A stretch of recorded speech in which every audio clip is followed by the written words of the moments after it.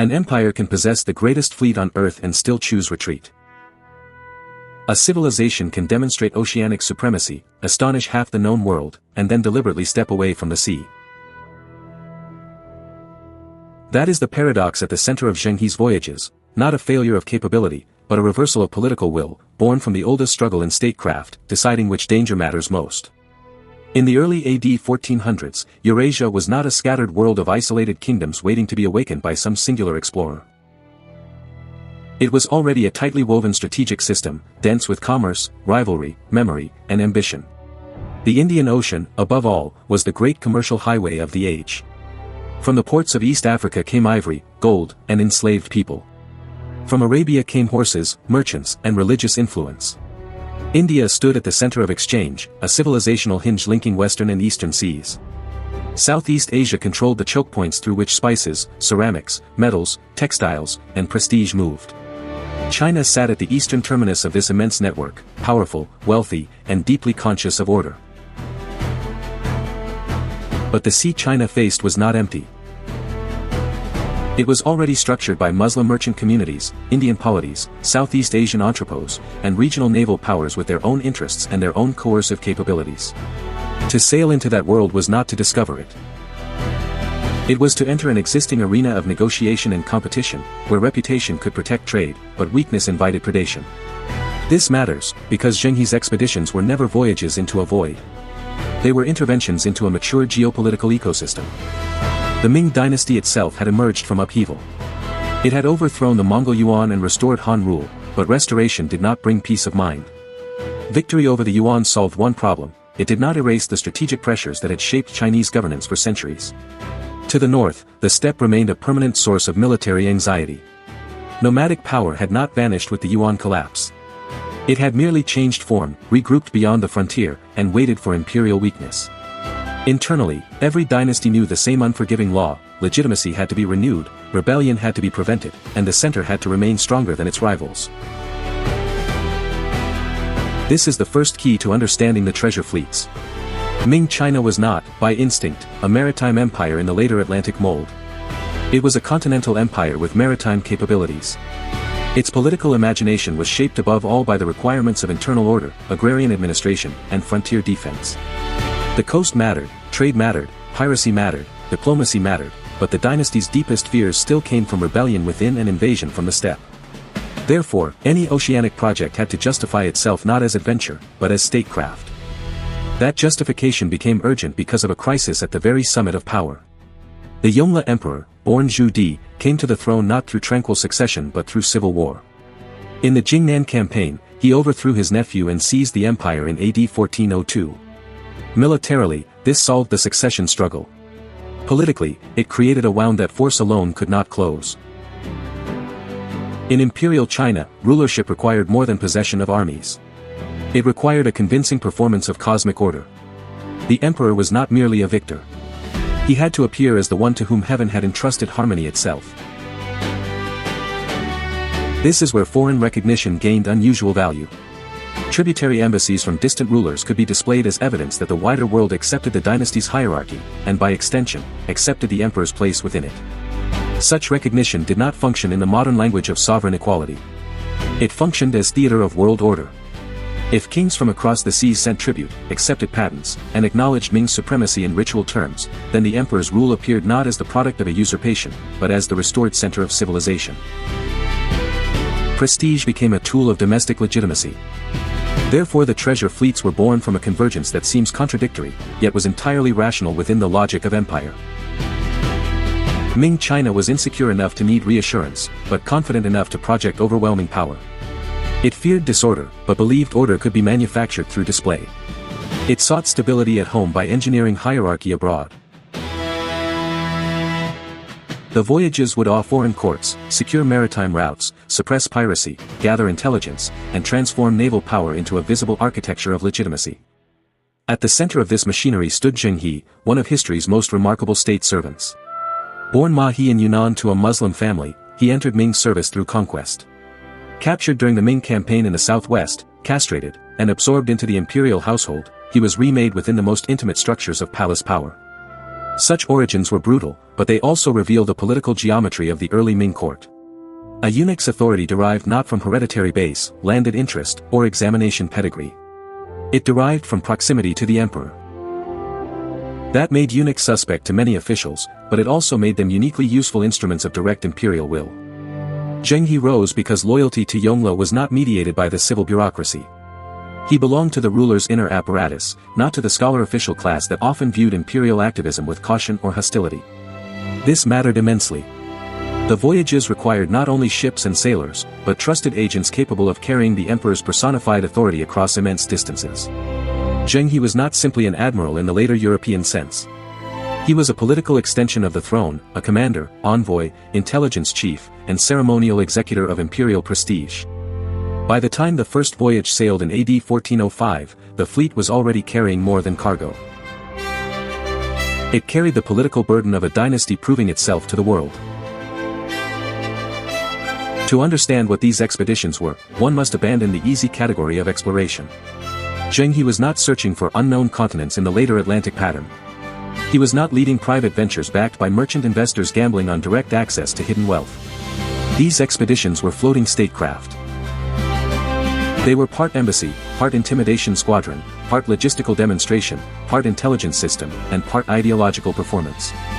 Their purpose was not simply to find routes, but to reorder relationships. Inside the Ming court, however, this vision was never uncontested. A profound institutional split shaped the entire project. On one side stood the eunuchs, empowered by the emperor and often associated with activist, centralized execution of imperial ambitions.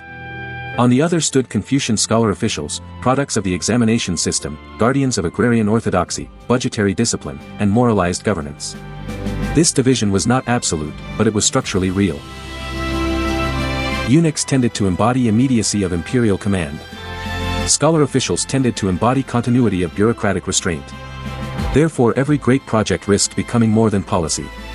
It became a referendum on who truly defined the empire's priorities. For supporters of the Voyages, scale itself was strategic. Whether every later claim about the exact dimensions of the largest treasure ships is accepted without question is, in one sense, secondary. Historians debate measurements, contemporaries absorbed impressions. What mattered politically was that the fleets were understood as colossal. They represented industrial concentration on a scale few states on Earth could match. Shipyards mobilized labor in extraordinary numbers. Timber had to be sourced. Iron, rope, sails, provisions, armaments, and specialists had to be coordinated. The message was unmistakable: this was not a kingdom visiting distant ports, this was a superpower announcing that its capacity could cross oceans. Fleet composition made the message even clearer. These were not single-purpose convoys. They included treasure ships associated with diplomatic exchange and imperial splendor, horse ships transporting valuable animals crucial to diplomacy and warfare, supply vessels carrying grain, water, and essentials, troop transports for coercive contingencies, and a broad human infrastructure of officials, interpreters, navigators, physicians, artisans, scribes, religious personnel, and soldiers. This was a mobile apparatus of empire. Every element advertised the same truth: Ming authority could travel as a system, not merely as a ship.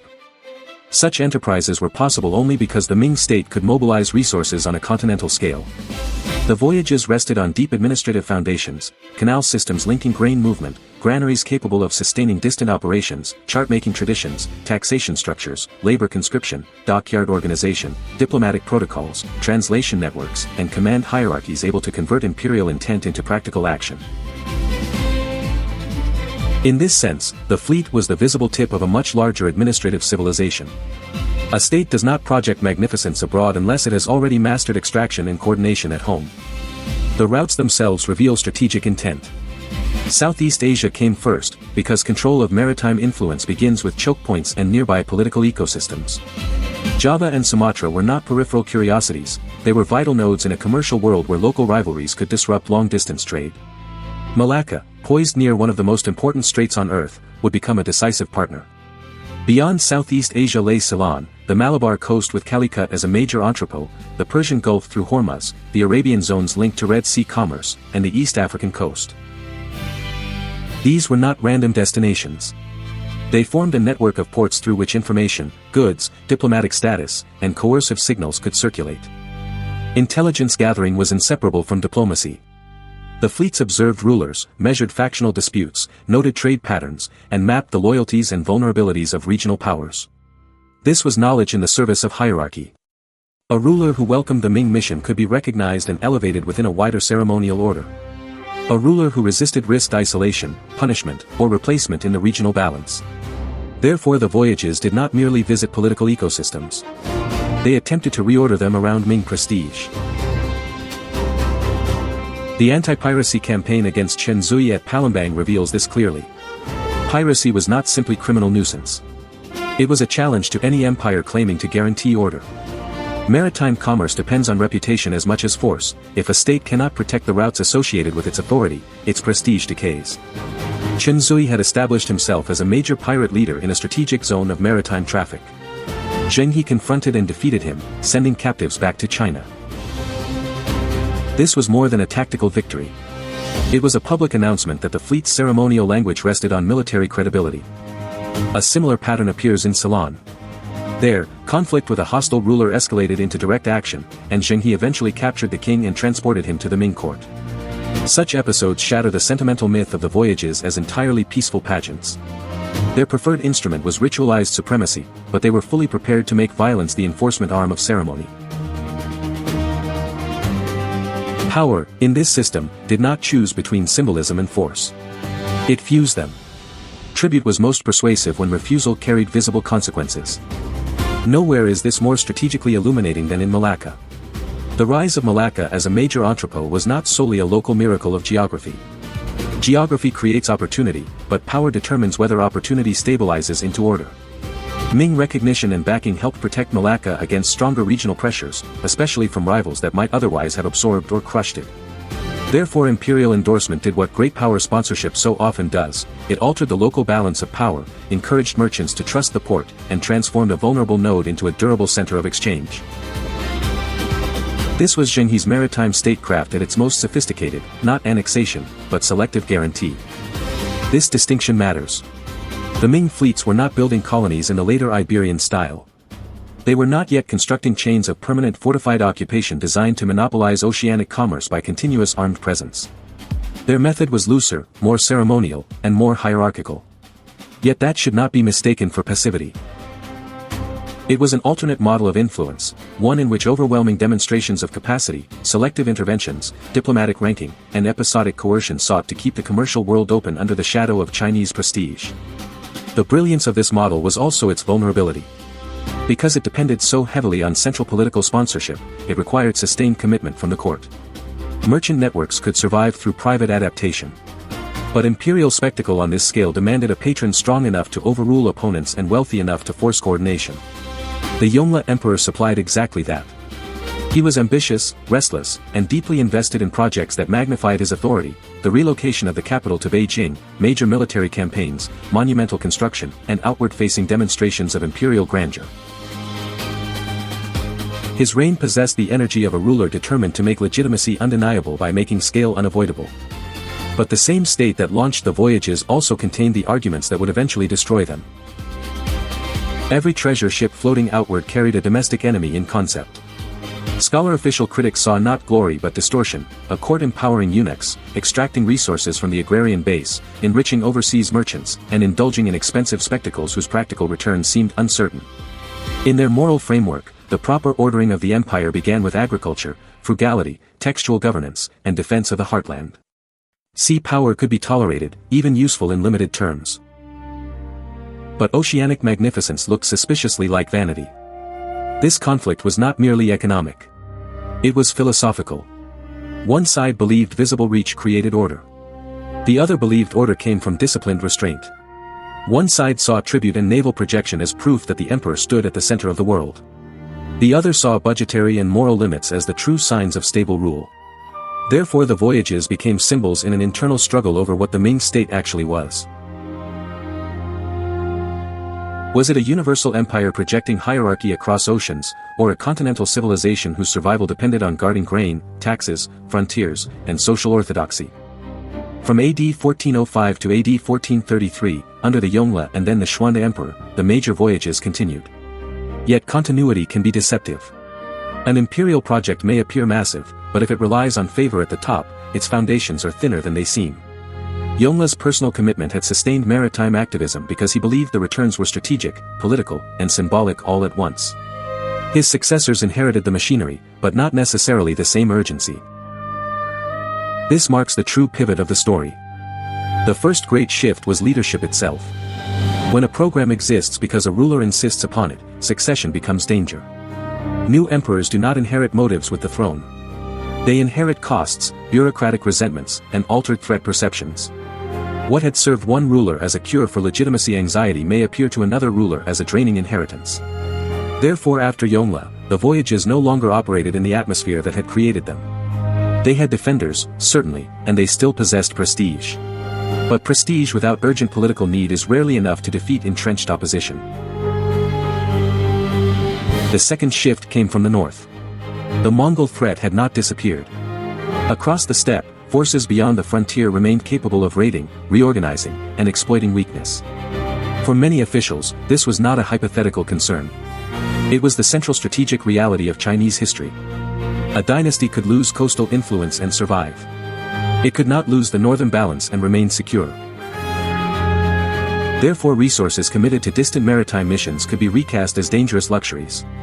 Every ship launched southward became, in the critic's ledger, timber not used elsewhere, grain not held in reserve, labor not directed toward more immediate defense, and attention diverted from the existential frontier. This was not irrational conservatism. It was a different ranking of fear. The sea promised influence, but the steppe threatened survival. Great powers often know how to do several things at once in theory. But in practice, every strategy is an argument about priority under scarcity.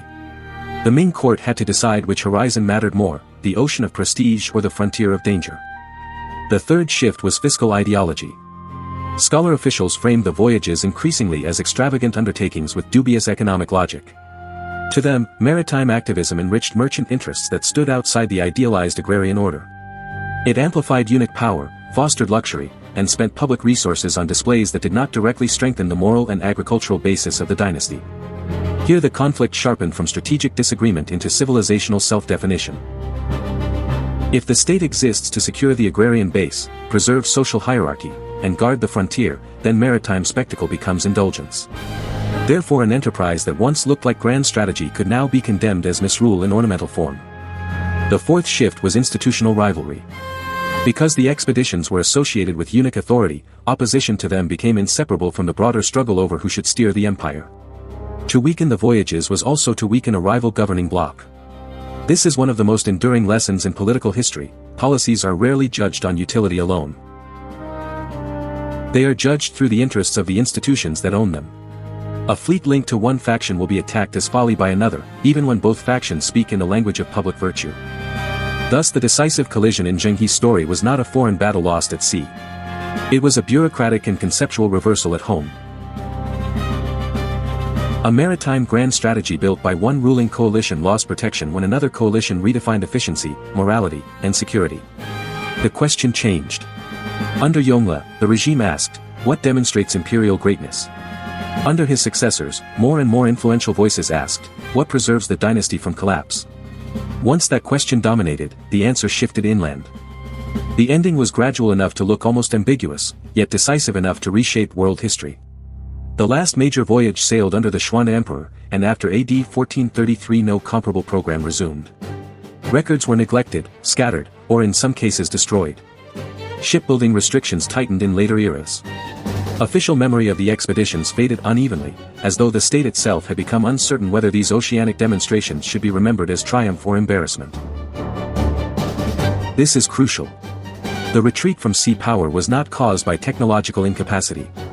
China had proven the opposite. It was caused by deliberate deprioritization. The immediate shockwaves rippled through the Indian Ocean world. Ports that had adjusted themselves to Ming intervention lost a powerful arbiter. Malacca retained importance, but the consistent shadow of Chinese state guarantee no longer expanded across the sea lanes. Commerce continued, because the Indian Ocean had always been commercially vibrant beyond any single empire. Yet Chinese state presence ceased to dominate its strategic horizon. Therefore the maritime sphere remained open, wealthy, and contested, but without a sustained Ming naval order behind it. This produces one of history's great reversals. The civilization that had most dramatically demonstrated the ability to project large-scale naval power across the Indian Ocean chose not to build a permanent oceanic order. Capability existed. Experience existed. Logistical sophistication existed. But policy turned away. In historical memory, this often gets romanticized into mystery, as though a brilliant fleet simply vanished into mist. The truth is harsher and more revealing. States do not pursue every path they can imagine. They pursue the paths their ruling institutions decide are worth paying for. That insight helps clear away one seductive but simplistic counterfactual, the claim that if Zheng He's voyages had continued, China would automatically have colonized the world. History almost never obeys such straight lines. Ming priorities were different from those of later Atlantic empires. Its political culture, strategic geography, and ideological vocabulary did not naturally push toward overseas settlement and permanent militarized trade monopolies in the Iberian fashion. The significance of Zheng He's voyages lies not in a guaranteed alternate world empire. It lies in the opportunity cost of withdrawal, the possibility surrendered when the state chose not to convert episodic supremacy into enduring maritime structure. This matters because the Indian Ocean after Zheng He remained open for others. When Iberian powers entered those waters in the AD 1490s and AD 1500s, they did not arrive in an ungoverned world. They encountered merchants, rulers, naval traditions, and established routes. But they also entered a maritime sphere lacking a sustained Ming commitment to guarantee order on a civilizational scale. Therefore the strategic vacuum was not emptiness. It was absence of one particular giant. And in history, absence can be as consequential as conquest. The human lesson runs deeper still. Grand projects often appear, in retrospect, to express a civilization's essence. Yet many of them depend less on timeless national character than on temporary alignments of ambition, ideology, patronage, and institutional advantage. So long as those alignments hold, astonishing enterprises seem inevitable. The moment they fracture, even the mightiest undertakings can evaporate with startling speed. This is why empires so often bewilder posterity. They look monolithic from afar, but up close they are arguments in motion. One faction calls a fleet the shield of prestige. Another calls it a drain on grain and silver. One sees foreign contact as a multiplier of influence. Another sees it as a corridor of disorder. One prizes visible reach. Another prizes resilient consolidation.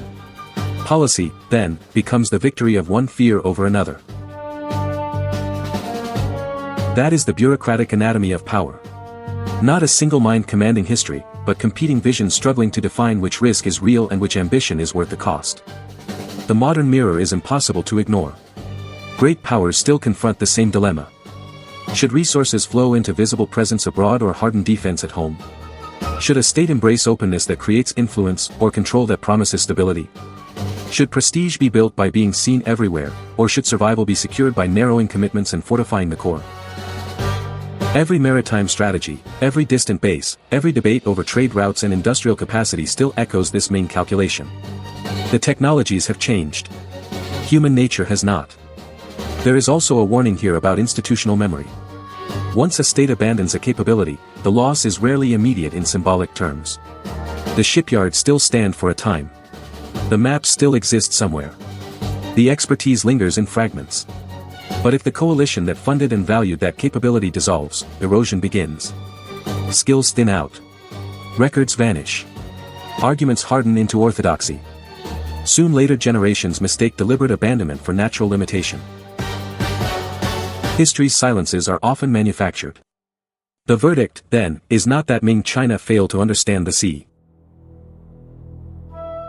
It understood the sea well enough to master it episodically. It understood diplomacy well enough to convert fleets into hierarchy. It understood coercion well enough to punish pirates and hostile rulers. It understood logistics well enough to send floating bureaucracies across half the known world.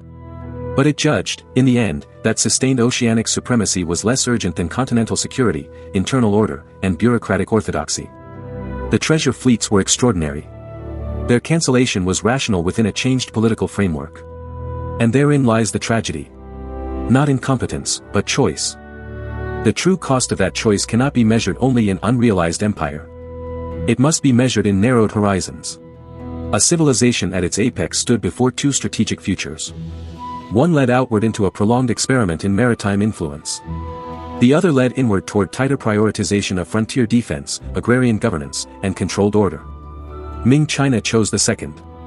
That choice did not doom the dynasty immediately, nor did it erase Chinese greatness. But it surrendered the possibility that the Indian Ocean might be shaped for centuries by a durable Ming naval presence. The deepest reflection is this: history is not the story of who could expand. It is the story of who chose to keep expanding, who accepted the burdens of maintenance, and who decided that one fear outweighed every opportunity. Zheng He's fleets reveal power in its most illuminating form, not as raw ability, but as sustained commitment. Capability opens a door. Political will decides whether a civilization walks through it, pauses at the threshold, or turns back toward the walls it trusts more. And so the final image is not of ignorance, but of decision. An empire looked upon the ocean of influence and the frontier of fear. It saw both clearly. It measured prestige against survival, reach against control, spectacle against endurance. Then it turned back. The legacy question remains far larger than Ming China alone. When a civilization stands at the edge of immense possibility, what persuades it that safety is wiser than greatness, and how often does humanity mistake that calculation for destiny itself? If this story sharpened the way power, strategy, and civilizational choice are understood, subscribe for long-form history that treats the past not as trivia, but as a manual for understanding the world. And before leaving, answer this directly: was Ming China wise to choose continental security over maritime supremacy, or did it surrender the greater future? For the next chapter, continue with the video now on the end screen. It deepens the same question from another angle, and it is the best way to keep the larger pattern in view.